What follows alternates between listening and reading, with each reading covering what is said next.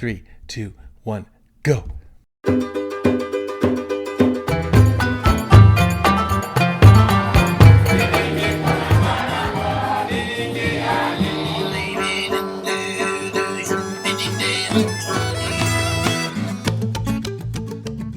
Hey everybody, this is Justin. Welcome back to Sparking Creativity, the Ethno Arts podcast.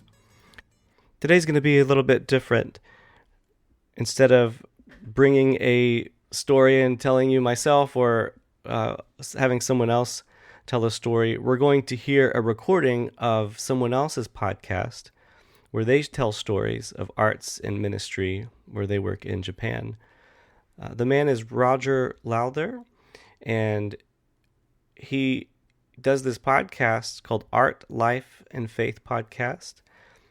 And I first heard of it and started listening to it around the time when we were beginning to develop this podcast. And it had a similar focus of telling stories. And he does it so well, and they're short, they're easy to listen to. They cover different topics, different art forms. It's really great. All from his context in Japan. And so I'll read from you the show notes here for this particular episode to understand what we're talking about. He says, at a webinar this week, I was asked, what is the biggest challenge for Japanese becoming Christians? The biggest challenge is that most Japanese have never met a Christian. Why would you become a Christian if you've never met one? The beauty of the arts creates those opportunities, bringing people together where non-Christians can experience Christian community for the first time.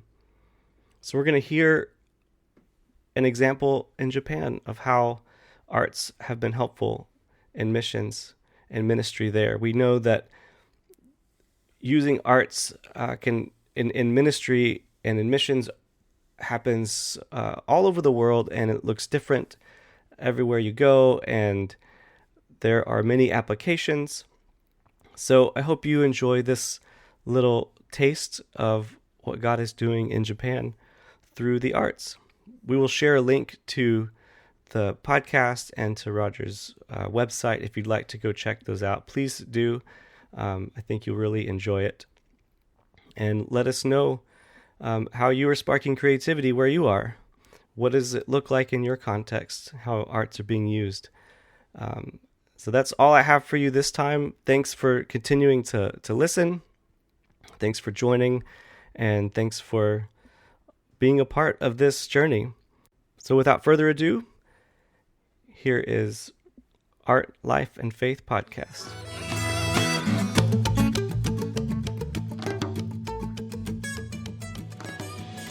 Welcome to the Art, Life, Faith Podcast. This is the show where we talk about art, what it has to do with your life, and what it has to do with the Christian faith. And I'm your host, Roger Lowther. This is episode 8, Art and Mission. And I'm going to take a little break from the stories that I usually tell you in these episodes to give you a glimpse of an event that I was in this week put on by GCAM, Global Consultation on Arts and Music and Missions. GCAM. If you are interested in the intersection of faith and art and foreign missions, then you definitely need to know about this group. Their gatherings have the largest number of missionary artists in one place that I've ever met from all over the world. And this has meant a lot to me in particular because when I became a missionary artist, I didn't know what that was. And I'd never met one before. I didn't even know it was possible. So you can imagine how much encouragement it's been to me to suddenly find out there's a whole group of people out there doing this. I'm not the only one, you know? So GCAM, it's full of missionary artists who are called ethnodoxologists. These are people who encourage indigenous ways of worshiping the God of the Bible. This includes music, of course, but also visual arts, dance, drama, food, film, and really any other kind of art form you can think of. In fact, a lot of the stories you hear me talk about in this podcast have only been possible through the encouragement I received from this group of people. Because believe me, I certainly didn't learn any of this at conservatory. So it's been kind of a steep learning curve for me, but I couldn't have done it without my GCAM community. When I first learned about this group, the first event I attended was in Chiang Mai, Thailand. There were probably 300 missionary artists and 300 to 400 Thai artists there. And over the course of a number of days, many, many people shared how they work in the arts in their local contexts. There were speakers from Egypt and India and all over the world. There was a group that led worship through many different languages and traditional instruments. There was a beautiful traditional Thai dance performance in cooperation with a local school. And particularly fun for me, there was a Thai family of classical musicians who run a concert hall in Bangkok. I got to know them a little bit, and they invited me to stay with them on my next trip to Thailand to give a concert in their hall. So about 2 years later, I was in Bangkok for another conference, and I brought my digital organ as a checked bag, which was quite an adventure in itself, which I'll have to tell you another time. But it was this really, really neat event. It was a fundraising concert for a local charity, and they packed out that hall and had a great atmosphere. And I met a lot of cool people, including a visual artist who came to Tokyo after that to speak in our next conference. So it was all about relationship building. Another event I got to attend was in Nairobi, Kenya. It's funny, my image of Kenya was that it's a hot place, but it was really, really cold. And we met up in the mountains surrounded by tea plantations. And there was this tea factory nearby that had an amazing, amazing smell. I just wanted to build a house right there, downwind from that tea factory, so I could smell it all the time. Anyway, I got to meet many Kenyan visual artists and leaders, and I heard how God is building his church through the arts in Kenya, in the cities, and also in many rural areas where there's no electricity or running water. And I came away with so many ideas on how to use the arts for church planting and evangelism. So the event this week was a webinar. It was very short. It was just a way to connect people during COVID-19. And I had the privilege of translating for Toshiyuki Machida. Mr. Machida's story is really interesting, I think, because it gives you a picture of why missions through the arts is so important. The event is an interview where he speaks in Japanese and I translate into English. And because we were looking at some PowerPoint slides he had made, I'm only going to give you a brief excerpt of his talk. But let me tell you a little bit about him. Mr. Machida was an art major in college when he became a Christian through an American missionary. He had never met another artist who was a Christian, so he had no idea what that meant. Like, how do you live your faith as a Christian and work as an artist? What does that look like? But actually, the problem was even deeper than that. He had never met another Japanese who was a Christian. In fact, he thought he was the first one in the history of the world, the first Japanese to ever become a Christian, because he had never met one before. That's how few Christians there really are here in Japan. And Mr. Machida has such a missional heart that when he graduated from art school, he went to seminary and decided he wanted to become an evangelist to Japan through the arts. So everything he studied in seminary, he studied through the lens of an artist. And when he graduated, he started an organization called Bible and Art Ministries. And once a month, he holds these drawing the word workshops, Mikotoba o egaku workshopu. And I've been to a number of these, and they're so cool. He'll read a passage of scripture aloud, and then the people around the table, who are mostly not Christians, will draw what it makes them think of. It's just amazing how people open up their hearts in these events, because it's not direct. It's not talking about their own thoughts and feelings, but they're talking about the picture that they drew. So Mr. Machida-san will say, so why did you put that red stroke there or something like that? And they'll go on to explain, well, I was thinking, and then it's genius. It's just such an unthreatening way to get people engaged and talking about and discussing scripture in a culture that is really, really hard to do that. Mr. Machida gives talks and tours all over Japan for Christians and non-Christians alike. And the biggest event of the year is an exhibit involving about 50 artists. And through these events, he builds community between the artists, but also gives the Christian artists a chance to express their faith. So the Christians will invite their non-Christian community and say, hey, I have this event coming up. I'd love for you to come. And they do. And it's really the first time that their non-Christian friends can meet a whole community of Christians. And what's so cool about it is the arts that draws them in, And a lot of the artists that I have met have also been through this network. And so these non-Christians are getting to meet other artists working around the city and get to know them. So anyway, Mr. Machida has been a huge encouragement to me, and I want y'all to meet him. So without any further ado, I will let Machida-san do the talking, and I will translate.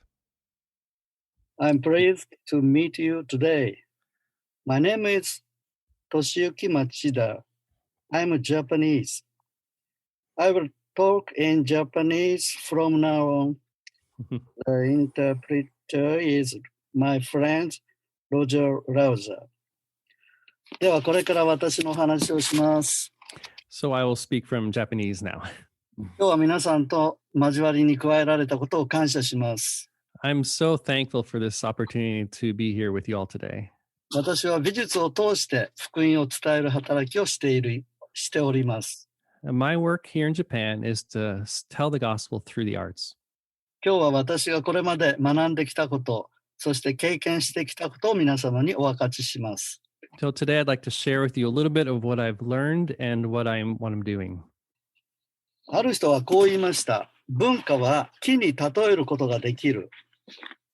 Someone has said that culture is like a tree.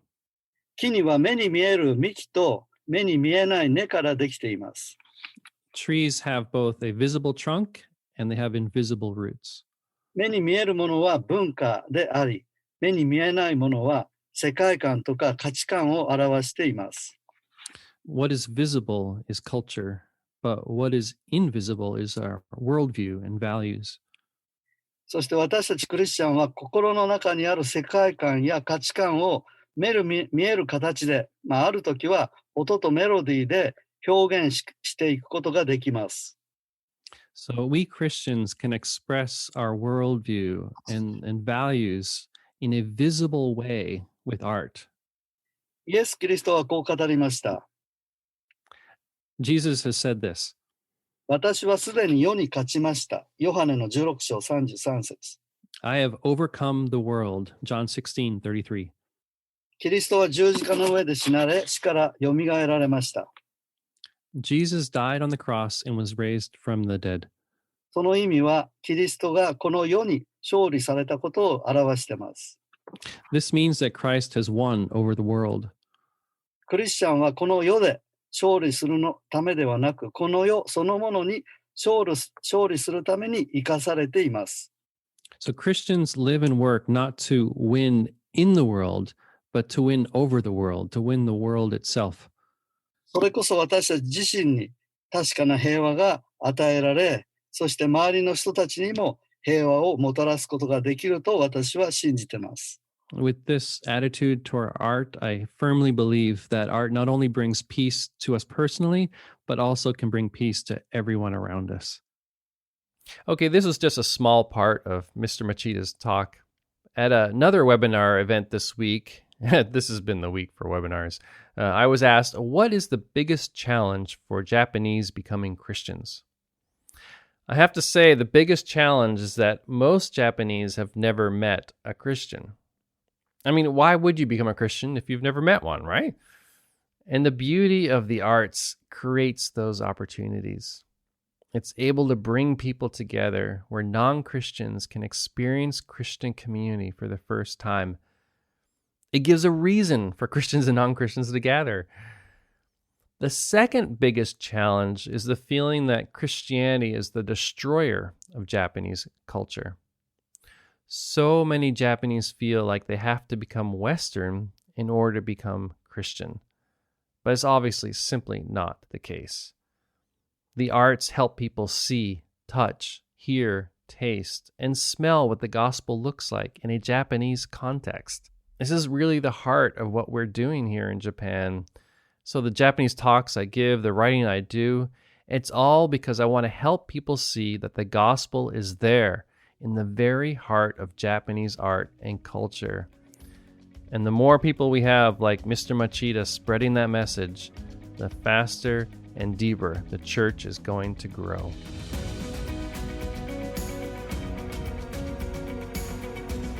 This is Roger Lowther, and you've been listening to Episode 8, Art and Mission of the Art Life Faith Podcast. As we say in Japan, ja mata ne.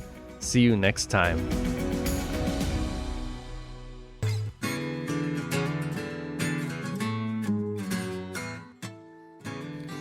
Thanks so much for listening to today's episode. We would love to hear what you thought. What resonated with you today? What questions did this raise? Anything you'd like to learn more about? Maybe you have stories you'd like to share. Please feel free to contact us at ethnoartspod@gmail.com or follow us on Facebook and Instagram at ethnoartspod. We also invite you to subscribe, rate, and leave a review on whatever platform you're listening on. This will help others to find out about the show. Please feel free to share the podcast with others. We look forward to sharing more with you next time on Sparking Creativity, the Ethno Arts Podcast.